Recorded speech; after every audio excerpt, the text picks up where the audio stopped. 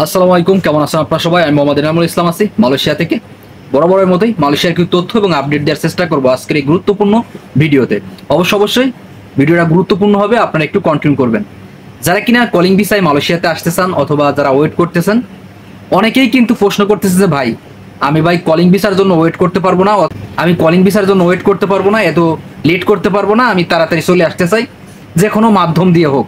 মালয়েশিয়াতে যে কোনো মাধ্যম দিয়ে আপনারা অনেকেই আসতে চান, বিশেষ করে অনেকেই বলতেছেন ট্যুরিস্ট ভিসায় মালয়েশিয়াতে আসবেন। ওকে, আপনারা একটু ভালো করে শুনে নেন, ব্যাপারটা খুবই গুরুত্বপূর্ণ ব্যাপার এটা।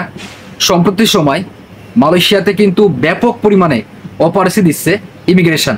মালয়েশিয়ার ইমিগ্রেশন ব্যাপক হারে কিন্তু অপারেশি দিচ্ছে অবৈধ যে সকল শ্রমিক আছে তাদের বিরুদ্ধে। মানে মালয়েশিয়াতে যারা অবৈধ অবস্থান করতেছেন তাদেরকে সেখান থেকে কিন্তু যেই জায়গায় কাজ করতেছে সেখান থেকে ধরে নিয়ে আসতেছে। এখন আপনারা যারা ম্যাক্সিমাম সময় প্রশ্ন করেন যে ভাই আমি ট্যুরিস্ট ভিসায় মালয়েশিয়াতে যাইতে চাই, কলিং ভিসা আর কোনো ওয়েট করতে পারবো না, কে তাড়াতাড়ি যাইতেই হবে। আমি আপনাদেরকে বলবো ভাই, বর্তমান সিচুয়েশনগুলো অনেক কঠিন চলতেছে, মানে অনেক খারাপ যাচ্ছে। অনেকেই কিন্তু ট্যুরিস্ট ভিসায় মালয়েশিয়াতে আইছে, আসার পর দেখা যাচ্ছে কাজ কাম পাই নাই, কাজ কাম না পেয়ে কি করতেছে, অনেকেই কিন্তু 2 মাস 3 মাস বসে রয়েছে। এরকম এরকম ঘটনা কিন্তু অ্যাভেলেবল আছে। মানে কাজ কাম পায় নাই, অনেকে কিন্তু বসে রয়েছে, অনেক আছে এরকম যারা কিনা ট্যুরিস্ট ভিসায় মালয়েশিয়াতে আইছে। এখন কথা হলো, বর্তমান সময়ে মালয়েশিয়ার মালিক কর্তৃপক্ষ তারাও কিন্তু ভাই নিয়োগ দিচ্ছে না অবৈধ লোকদের। মানে ট্যুরিস্ট ভিসায় যারা মালয়েশিয়াতে আইছেন তারা দেখা যাচ্ছে 2 মাস 3 মাস পরে আসলে অবৈধ হয়ে যাচ্ছে। তারা তো আসলে কোনো ডকুমেন্ট নাই মালয়েশিয়াতে, বৈধ কোনো ভিসা নাই। এই কারণে ট্যুরিস্ট ভিসায় যারা আইছে মালয়েশিয়াতে তাদেরকে কোম্পানি নিয়োগ দিচ্ছে না।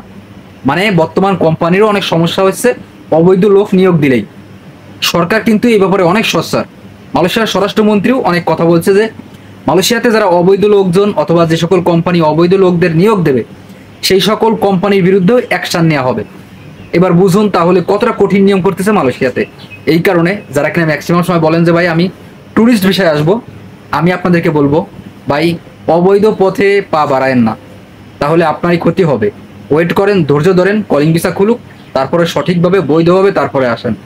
আশা করি বুঝতে পারছেন ব্যাপারটা। বর্তমান পরিস্থিতি মালয়েশিয়াতে অবৈধ যারা আছেন তাদের অবস্থা খুবই ভয়াবহ এবং খুবই খারাপ।